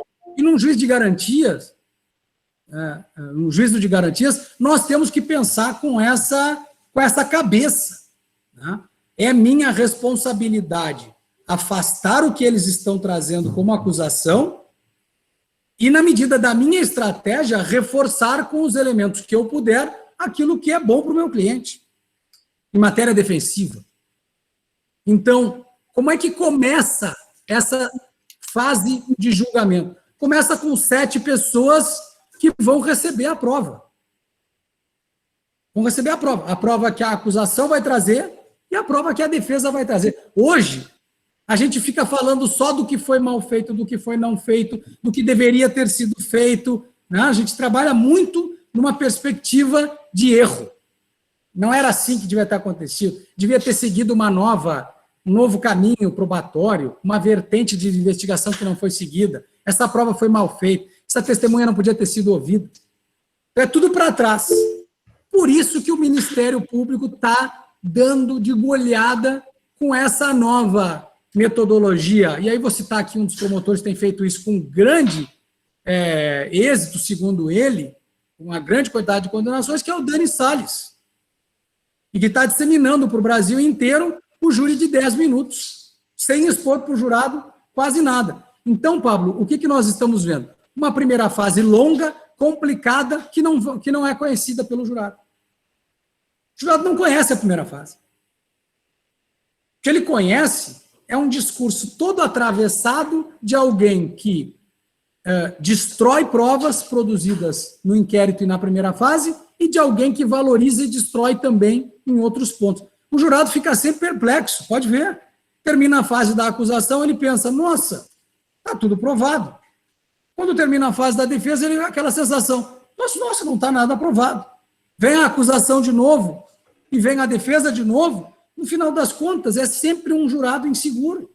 Por quê? Porque são 3 momentos de produção de prova. Inquérito, primeira fase e na frente dele. Vamos fazer isso originariamente, na frente do jurado. Agora ele decide qual prova é boa, qual prova não é boa. Inclusive, se a gente for mais adiante, nós temos que pensar que qualquer referência ao passado é indevida. Porque é exatamente tirar do jurado a originalidade cognitiva. Legal. Eu particularmente, eu confio mais nos jurados. Desculpa, tem juiz aqui, né, tem o Avelar aqui. Mas eu acho que o Avelar é um dos poucos que também acredita no jurado. Né? O juiz de júri é assim. O juiz que está fora do júri geralmente não gosta do júri. Mas eu prefiro decisão de 7, de 8, ou igual nos Estados Unidos, de 12 do que de 1. Principalmente quando é ponderado isso, quando é refletido. Então, o que a gente puder trazer para a produção perante eles é sempre melhor. É sempre melhor. Então, talvez adequar essa fase de juiz de garantias, né, Jader? Talvez, quem sabe, o juiz de garantias com um standard probatório necessário, um pouquinho maior do que um recebimento da denúncia. Temos que brigar por isso. Né? Não sei, alguma coisa nesse sentido, mas certamente o caminho para a gente conseguir vender isso, a gente mostrar que a gente pode diminuir o tempo de tramitação. Esse é o caminho. A única forma de conseguir alguma coisa é falar que vai diminuir o tempo de tramitação. Avelar, você queria falar alguma coisa? Só para pontuar, talvez a gente possa, não vai ser hoje, mas pontuar algumas questões que possam ser melhor desenvolvidas ou discutidas aqui no grupo. Tudo aquilo que o Jader falou, e falou muito bem, claro, existem alguns pontos de dissonância ali. Eu acho que eu e o Rodrigo, a questão da fundamentação dos jurados é uma coisa que a gente fica ainda um pouco discutindo, né? Mas isso é um pontinho muito pequeno. Acho que o diálogo é uma coisa muito tranquila de a gente trazer e fortalecer. Acho que é uma ideia importante. Mas, assim, de tudo que o Jader falou, me parece que é um ponto comum que nós precisamos fortalecer a originalidade cognitiva dos jurados. Isso né? De que maneira? Não deixando o jurado ser influenciado por inquérito policial, não deixando o jurado ser influenciado por decisões anteriores do magistrado. Então, acho que é um dos pilares, né, que a gente precisa pensar, né? Dentro dessa estrutura chilena, o mesmo do projeto, né? O projeto anterior, o Jader falou isso, havia uma instrução reduzida na primeira fase e a pronúncia se mesclava com o próprio recebimento da denúncia. Era algo... Ela tinha um duplo efeito, né? O Jader falou bem, há ritos em que há um contraditório prévio, que era a regra, né? Nós pegamos o projeto Grenoble lá atrás, né? Todo o rito deveria ter o contraditório prévio. Fica um troço ilógico, a gente tem no juizado para crime de menor potencial ofensivo, e não temos em rito ordinário, no sumário, não temos no júri, não tem lógica isso, né? Não tem lógica essa questão. Então, se a gente pensar, de repente, nesta ideia, né, como premissa de fortalecer essa originalidade cognitiva, né, aquilo que nós colocamos, né, voltando a falar de Goldschmidt, essa captura psíquica do juiz lá em plenário, né, me parece que é um grande ponto para a gente tentar trazer propostas ou discutir, né, ou mesmo a partir daquilo que já foi apresentado, concordar ou discordar, né, dentro de próximas reuniões. Era isso, Rodrigo. Existem várias coisas que estão juntas aí, né? O Jader falou de muita coisa interessante. Paramos para pensar, temos que exigir mais da hipótese acusatória, temos que exigir mais. Uma decisão de melhor qualidade importa também em saber aquilo que pode ser apresentado para o jurado. Esse filtro de admissibilidade probatória que a gente tem no júri americano, isso precisa ser feito aqui, né? Claro que, obviamente, né, tem toda a discussão do 479, o que pode ser juntado, o que não pode, mas hoje a gente vê júri com, não estou dizendo que é errado ou certo, quero só colocar, muitas vezes o júri é muito mais emotivo, a gente vem lá com música de fundo, passando foto, os casos, às vezes vem toda uma questão da mídia, o que a mídia disse, isso realmente faz com que a racionalidade do júri, se busca isso, seja reduzida. Então, esses pontos, Rodrigo, Jader, precisam ser discutidos todos os nossos encontros. Como garantir melhor a originalidade cognitiva, melhor captura psíquica, como exigir mais da hipótese acusatória, e aquilo que não for, que for contrário a isso, a gente precisa bater. Seja escrevendo, seja se manifestando publicamente, para mostrar que o júri ainda sobrevive e deve ser melhorado. Era isso, Rodrigo, de maneira só para parabenizar, né, essa explanação do Jader, quem sabe a gente possa enumerar esses pontos, e em cada reunião, independente, Rodrigo, do tema que for tratado, um desses tópicos tem que vir a precisamos discutir isso. Era isso, obrigado. Legal. A Alanis, que é nossa secretária-geral, aí ela deve estar anotando isso, e daí ela vai fazer esse levantamento de todos os pontos, e até para constar na ata. Daí a gente coloca na ata de reunião, talvez fazer uma discussão um pouquinho mais completa relacionada a isso. Vou dar agora os avisos finais, porque, né, já estamos no 12h15 aqui, eu acho que o pessoal já está com fome, então, claro, sempre agradecendo o professor hoje, o Jader Marques, que tirou o tempo dele para vir discutir aqui com a gente. Muito bacana a explanação. Eu vou deixar a Janira falar, porque aquela hora ela não falou, tem os 2 minutos, e daí eu vou para os recados finais, tá bom? Mas ela levantou a mão. Janira, então, você vai ser a última. Tá, não, eu fiquei escutando mais, até para conhecer as posições. Me desculpe estar de câmera fechada, que hoje é sábado, é dia de filhos e netos, então eu estou achando os cantos melhores para poder assistir a reunião, e aí eu preferi ficar de câmera fechada.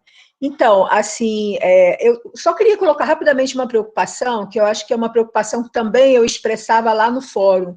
Eu entendi ali no início que o professor Daniel colocou, não, a gente tem que debater bem, porque, assim, eu venho do vício, eu venho de um debate anterior, né?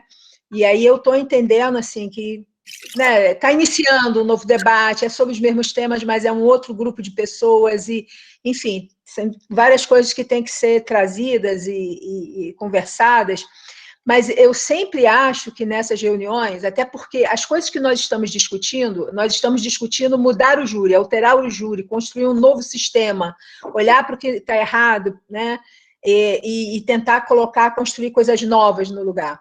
E toda construção, ela significa uma ação. A gente não discute por discutir, a gente discute para transformar esse debate que a gente está fazendo numa ação, né? Então, assim, como está iniciando o debate aqui, eu quero propor que na próxima reunião que nós formos fazer, para além da discussão de mérito das questões do júri, que a gente também discuta um plano de lutas. O que efetivamente nós precisamos fazer para que as coisas que nós estamos discutindo, elas se transformem em ação, se transformem numa política, que ela chegue nas entidades, chegue nos outros grupos de advogados que estão fazendo esse debate, para que chegue no Congresso Nacional, o que a gente vai articular, com que parlamentares, como é que a gente inicia. Então, assim, eu acho que é isso, está iniciando o debate aqui, assim, quero dizer que com uma riqueza maravilhosa, muito bom o debate, adorei participar aqui desse momento com vocês, mas eu acho que no próximo fórum do MDJ, a gente precisa ter um ponto organizativo. Como é que a gente vai iniciar essa busca, né, de transformar esse debate em propostas? Porque a gente está vivendo aí um novo normal que o parlamento também está vivendo, mas o parlamento está se movimentando e essa discussão do código, da reforma do código, já começou a se movimentar. Então, de repente, a gente tem em mente que é preciso entrar nesse debate, mesmo ainda não tendo fechado todos os conceitos, todos os pormenores, mas é preciso entrar no debate para não perder o bonde, né? Então, eu proponho que no próximo fórum, que vocês vão definir, que a gente possa ter um momento organizativo para fazer esse debate. Obrigado, foi um prazer estar com vocês aqui nessa manhã de sábado. Muito obrigada. Obrigado, Janira. Talvez seja importante, Jader, a gente, ou talvez o MJD, fazer uma centralização de todos esses grupos, né? Então, a Janira comentou um outro grupo que também está discutindo. Então, o ideal seria a gente reunir todo mundo, pedir uma comissão também da ANACRIM, da ABRACRIM, da OAB, etc., e fazer uma centralização para a gente apresentar uma proposta única e forte, né? Isso seria algo importante, porque senão essa organização não dá certo. Rodrigo, me veio agora à mente, cara, uma questão, já que a Janira falou um troço interessante, né, de luta, de mostrar a cara, me parece, daí eu coloco isso também, a votação dos colegas aqui, que a cada reunião, Rodrigo, a gente pudesse desenvolver, seja hoje o Jader, você, né, são os caras aí que falam melhor, tal, alguém do grupo, não sei se é vocês, um videozinho, de repente, de 30 segundos, né, que a gente pudesse colocar, inclusive, nas nossas plataformas aqui, né? Olha, a reunião entende que há necessidade de fortalecimento da originalidade cognitiva do Tribunal do Júri. Um vídeo assim que pudesse, sabe, olha, está todo mundo colocando esse vídeo, o que está acontecendo? O que é originalidade cognitiva? Por que o júri precisa mudar neste ponto? Uma linguagem simples, sem ser jurídica, e algo que a gente pudesse viralizar por aí. Né? Alguém fala assim, pô, já ouvi falar em originalidade cognitiva, onde é que foi isso? Né? De que maneira? E a gente pode colocar aí, né, algumas hashtags específicas para isso, o pessoal do marketing, que tem marketing aí, pensar em divulgar, então, um vídeo pequeno, a minha sugestão, daí coloco a ideia a todos aí. Bom, desculpa só atrapalhar, mas só porque o Rodrigo comentou, eu faço parte da comissão do Tribunal do Júri, da Anacrim, né, já fica aqui, nós temos uma mobilização já, então, nós podemos fazer, sim, uma união, e também tem outros integrantes aqui, o Yuri está aqui também, né, e seria interessante nós fazermos uma união, sim, nesse sentido, podemos, sim, nos reunir, e seria muito interessante, sim. Só para deixar à disposição, eu estou aqui, o Yuri está aqui também, não sei se a Carlinha está aqui também, mas já fica o aviso. Ana, eu vou fazer o seguinte, ó, eu acho que existe uma coisa muito interessante nessa hora, que é a gente poder identificar o protagonismo de cada um, entende? Então, a possibilidade da gente ter um lugar só depende muito da identificação de que, por exemplo, a Anacrim está nesse lugar, que o grupo que já vem trabalhando em defesa do júri, que ele está lá nesse lugar. Então, eu quero oferecer o espaço, o Telegram, ele é ilimitado, vocês sabem que ele não tem um número X de participantes. O grupo que já existe, ele está no WhatsApp. Quando eu entrei lá nesse grupo, que a Janira gentilmente me colocou, ela me colocou no grupo de WhatsApp e eu falei para eles que existe todo um caminho sendo trilhado por eles, muito importante, já teve conquistas enormes até de ir ao Congresso. Então é importante que essas pessoas viessem para o Telegram e não precisa vir para o grupo do MDJ, nem para o grupo da Anacrim, nem para o grupo, agora estou vendo aqui, nem para o grupo do Daledoni ou do grupo de quem quer que seja, mas que venham para o grupo da defesa do júri, com as suas questões. Então, a gente pode reformular ali o nome, a aparência, enfim, para que todos fiquem contemplados, entende? Para quem quiser fazer parte desse grupo, fique contemplado. Porque não é Abracrim ou Anacrim, não é grupo do Daledoni ou grupo de quem quer que seja, é grupo de pessoas que querem discutir exatamente isso num ambiente saudável, produtivo, que seja bom para todos, né? Uma coisa interessante é assim, o Ministério Público pode se odiar, mas quando eles se unem para defender as suas posições, eles são irmãos de luta, né? Então nós temos que ter esse mesmo espírito, tá? Eu não estou falando contra essas pessoas, só estou dizendo que nós temos que nos espelhar nesse modo. Então, o Telegram fica aberto, eu te pediria que tu fizesse contato comigo, eu até vou fazer uma coisa aqui de colocar o celular aqui, para eu poder pegar a logomarca, poder pegar o nome dos participantes, para a gente identificar isso e para as pessoas poderem saber quem está representando cada setor, enfim, cada organização. Sim. Legal. Sim. É uma boa, né, Jader? E você mesmo, né, Jader? Você tem contato direto com o pessoal da Abracrim, a Thaís estava aí também, né?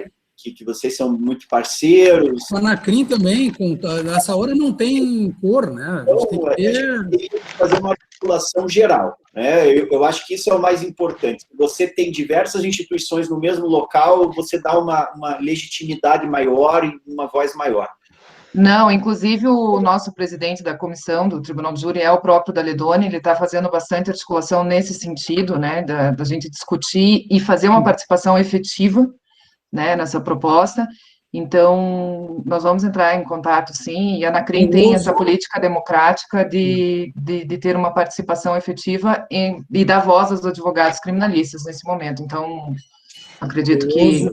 Tayana, eu ouso dizer que se o presidente é ele, estamos em casa. Sim. Só uma última coisa, me permite? Bem rapidamente, 2 minutos, né? Desculpa. Então, assim, nós, no ano passado, nós chegamos a fazer fóruns, assim, de reunir 1.000 pessoas, entre o Zoom e o YouTube, a gente chegou a fazer fórum de reunir 1.000 pessoas. E, assim, a gente, também aquele lance da pandemia, que estava todo mundo trancadinho em casa, naquele momento bem pandemia mesmo. Mas, assim, nós chegamos a conseguir organizar alguns fóruns estaduais, e as várias entidades foram promotoras disso nos estados, né? Então, assim, Papo de Criminalista, Orgulho de Ser Criminalista, o Amigos do Eri, o Instituto Anjos da Liberdade, a Confraria Criminalistas de Batom, a Confraria Criminal. Então, assim, tem uma lista de entidades que já fazem, né, que já fizeram parte dessa articulação e que, enfim, foram signatárias, assinaram, né, esse documento que foi para o Congresso e tal. E, assim, eu acho que importante, porque, assim, na política você tem que ter muito cuidado, né? Tem que ter muito cuidado de fazer as amarrações com muito cuidado para ninguém se sentir preterido, porque ao longo desse caminho, alguns grupos se sentiram preteridos por um ou outro encaminhamento nosso e acabaram se afastando da discussão.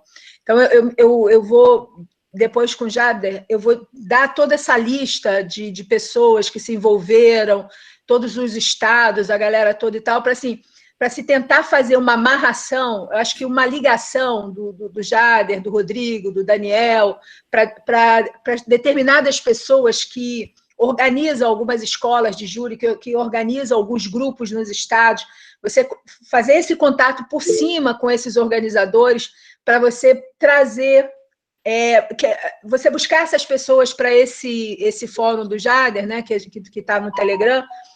E eu acho que até, de repente, discutindo como ampliar esse nome, enfim, eu estou falando isso, é um preciosismo que é importante, que, assim, todo mundo tem acordo com o conteúdo, com o mérito das mudanças para o júri, mas aí, desculpem, mas assim, eu sou advogada nova, mas assim, no meio da advocacia tem muito salto alto, tem muito ego, então, assim, tem que fazer uma amarraçãozinha bem feitinha e tal, para a gente não evitar, por algum problema assim, de indelicadeza no convite, a gente, né, de repente, não conseguir a unidade necessária. Mas eu acho, assim, que esse movimento vai ser fundamental e vai bombar. Se a gente fizer a amarração política que tem que ser feita, vai bombar. E já quero dizer assim, que a gente já tem vários contatos no Congresso que já sabem desse debate, que estão dispostos a nos ajudar, né? Então, assim, eu me comprometo de fazer esse levantamento todo, passar todo para vocês e, assim, ajudar nessa articulação. E acho, sim, que nós tivemos, viu, Jader, a nossa articulação primeira era no Telegram. Aí, na época, as pessoas são muito viciadas no WhatsApp, né? Elas funcionam mais no WhatsApp. Acho que agora até melhorou a história do Telegram, mas na época a gente foi para o Telegram, saiu do Telegram e voltou. Preferiu fazer 3 grupos de WhatsApp do que ficar num grupo de Telegram. Apesar que eu acho que agora o Telegram está mais palpável, né? Mas eu só quero chamar a atenção para o cuidado com essa primeira articulação. Ao invés de ser, venham todos, não, vamos conversar com o Daledoni para ele trazer os guerreiros, vamos conversar com o Felipe Cazu para ele trazer o Masterclass, com o Raulison Ferraz para trazer o Orgulho de Ser Criminalista, está me entendendo? Porque aí é a mesma coisa, se eu vou fazer um outro fórum, em vez de eu chegar para o pessoal do Jader, venham todos, né? Eu falar, Jader, vem cá, tem essa articulação, vamos trazer junto. Você está entendendo? Essa sintonia fina na política que eu acho que é para a gente não abortar uma coisa extremamente maravilhosa que vocês estão fazendo. Desculpa, só esse detalhe. Obrigado, Janira. Realmente, a gente precisa tomar o cuidado, porque a gente sabe que tem bastante gente que não se gosta dentro dessas questões aí, tem muitos grupos que se opõem, né, e a gente sabe dos bastidores. Então, talvez a gente tentar reunir dentro de uma questão que vai ser, né, que consiga fazer essa articulação com todos os grupos, e talvez não aparecendo tanto... Daí vai ter que ver. Eu acho que o Jader também é um sujeito aí que eu acho que agrada a todos os lados. Talvez ele consiga adequar essas questões, porque a gente precisa de um apoio forte. aqui no NUPEJURI a gente tem uma discussão que é um pouco mais acadêmica, mas que nós estamos contribuindo como que a gente pode, e aqui a gente também se coloca à disposição, né? Eu e o Avelar, aliás, a gente tem desenvolvido, escrito bastante coisa, então toda quinta-feira sai no Conjur, e são ideias todas que estão em consonância com o movimento em defesa do júri.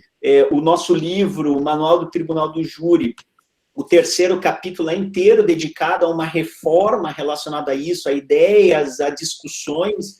É um livro que já entrou no STF, no STJ, já foi citado pelos dois, ou seja, então a gente está fazendo, a gente está produzindo pela parte acadêmica para dar embasamento nisso, e a gente está à disposição. Mas a gente precisa uma articulação de todo mundo, porque não adianta pegar um grupo aqui, porque os grupos são inimigos, e daí a gente não pode ter inimigos entre. Pelo menos a gente tem que centralizar de alguma forma, né? Então é importante. Você quer finalizar, Jader, só para eu dar, ou Avelar, tal, só para a gente encerrar por hoje? Minha última participação, então, Rodrigo, é só agradecer a grande aula ministrada pelo professor Jader, colocar esses pontos e ver quanta discussão a gente tem a partir daquilo que ele trouxe. Podemos ficar o ano inteiro só abordando tópico por tópico daquilo que foi trazido, né? Trouxe uma série de temas novos para a gente poder realmente discutir. Professor Jader, acho que seria interessante, se fosse possível, na sequência, né, de repente uma fala de 20 segundos só, sobre originalidade cognitiva, sabe? Ora, discutimos isso, por que é importante falar de originalidade cognitiva no Tribunal do Júri, e quem sabe a gente possa daí divulgar nas nossas redes sociais. Pessoal, muito obrigado. Aí eu também só tenho a agradecer a participação de todos. Impressionante, o Brasil inteiro estava aqui hoje, impressionante, né? Mais de 130 participantes, fora os hackers, sei lá de onde vieram. Vejo aqui o doutor Daledoni também, um abraço, e desejar um bom final de semana a todos. Encerro a minha participação por aqui, desejar muita saúde. Muito obrigado. Só não saibam ainda que eles fazem essa hora do sorteio do livro, tá bom? Professor Jader. Queria fazer só uma manifestação final aqui, mas eu não posso deixar de passar a palavra, ou pelo menos permitir que fale alguma coisa. Nosso querido Daledoni, tem alguma consideração, professor? Obrigado pela menção. Fico, assim, emocionado em saber que nós ganhamos corpo na defesa do júri. Me preocupou demais, muito, isso desde o início, e a falta de engajamento dos profissionais, né? Porque eu respeito, mas não concordo com a grande maioria que, na época em que surge o Em Defesa do Júri, que nós vamos até o Congresso, que a gente consegue articular, né? Porque esse ativismo político não faz parte do nosso dia a dia, então nós tivemos que nos aprender como fazer, né? E conseguimos, a grosso modo, e lá chegamos. E tivemos, assim, umas oposições absurdas, assim, do nada, absolutamente do nada, por ego puro, né?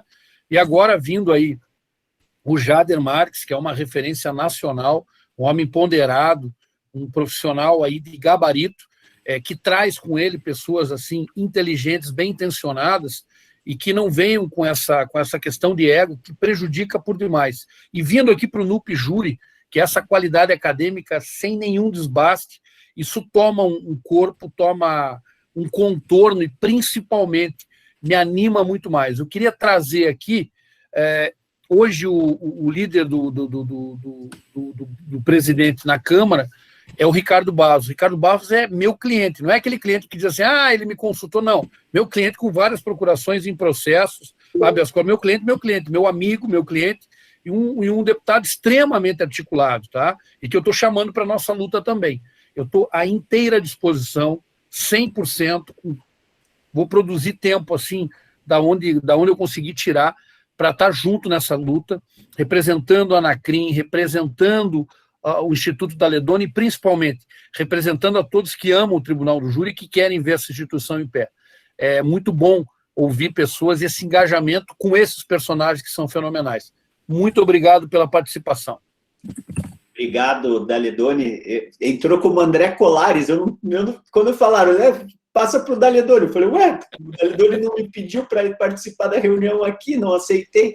Tá como André Colares, por isso. Eu não sabia que estava na reunião. Então, legal ter falado, é importantíssimo isso, até pelo nome que carrega em relação ao Tribunal do Júri. Então, uma articulação tem que passar pelos maiores nomes do Tribunal do Júri. Na defesa, a gente tem que tentar, talvez, trazer alguém que tenha os mesmos entendimentos, que também seja do Ministério Público. Como a gente falou aqui, em relação ao Judiciário, a gente tem o Daniel Avelar, que também a gente tem produzido bastante em relação a isso. Então, quanto mais nomes a gente conseguir, vai ser melhor. Jader, quer falar?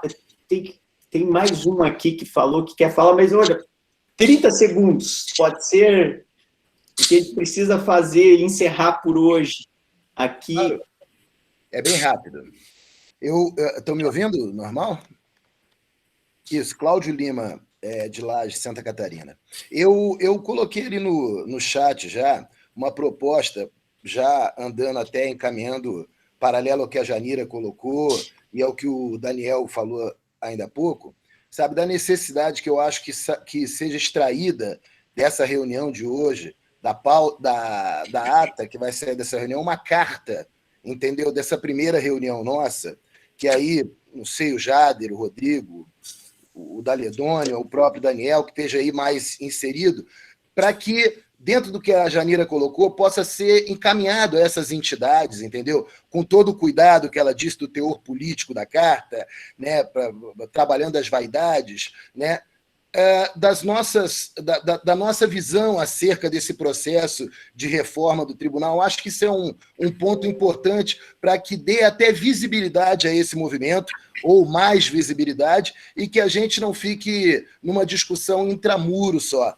A gente precisa extrair isso e que chegue também no Congresso, os parlamentares que hoje estão discutindo esse tema, os que nos representam lá nessas pretensões, as entidades nacionais de defesa dos advogados criminalistas, aproveitando a Tayana que está aí presente. Enfim, fundamental que saia uma carta, que não fique só, né, a discussão intramuro.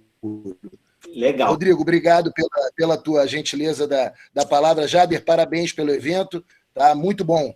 Tá? Obrigado. Um abraço para todos. Obrigado. Obrigado. O Jader até produziu, né, Jader, um manifesto, já está lá no site. Eu acho que foi também com o auxílio de várias pessoas, o próprio Daledoni, eu também colaborei, o Auri, se não me engano, também colaborou, o Leni Streck. Então, tem um manifesto lá, mas é importante a gente constar na ata também. Eu concordo, e a Alanis, que é a secretária-geral, vai fazer isso. Tá? Antes de eu passar então para o Jader para terminar, a Alanis vai mandar um link aqui, que é o link do certificado. Gente, tá aí o link agora no chat. Se você clicar, você vai colocar teu nome, teu e-mail, e vai lá o certificado para a tua caixa postal. É bem tranquilo, bem rápido, tá bom? Pela participação. Né? Lembrando que aqui é vinculado à FAI, então é um núcleo acadêmico de estudo, por isso que não é tão voltado para a prática, mas hoje foi relacionado ao movimento em defesa do júri. E agora também a gente vai fazer um sorteio antes de eu dar a palavra para o Jader para finalizar. Tá? A gente falou que ia sortear, hoje é essa obra aqui, Plenário do Tribunal do Júri, que eu e o Avelar, a gente produziu, e a Alanis vai fazer o sorteio aí rapidamente. Tem um aplicativo para isso,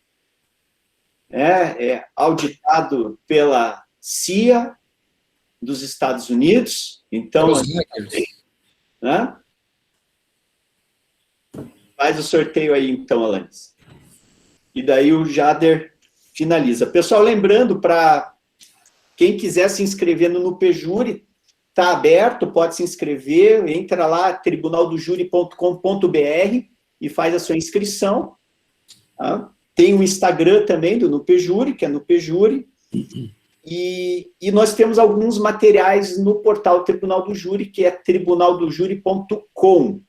Tá? Também lá tem como acessar. E última questão também, ela vai clicar em sortear, né? Vai ser lançado, está em pré-venda, o livro Tribunal do Júri, Manual do Tribunal do Júri, obra coletiva, tá? Que quem organizou foi o Denis Sampaio. Eu tenho um capítulo também escrito, o Avelar tem um capítulo escrito, o Auri, o Alexandre Moraes da Rosa, a Janaína Matida, a Mascarenhas, a Marcela Mascarenhas, vários integrantes do grupo. Então, também começa essa semana a pré-venda por R$ 69,00 no site da E+, Editora, também quem tiver interesse. Vamos lá? Pode clicar aí, Alanis.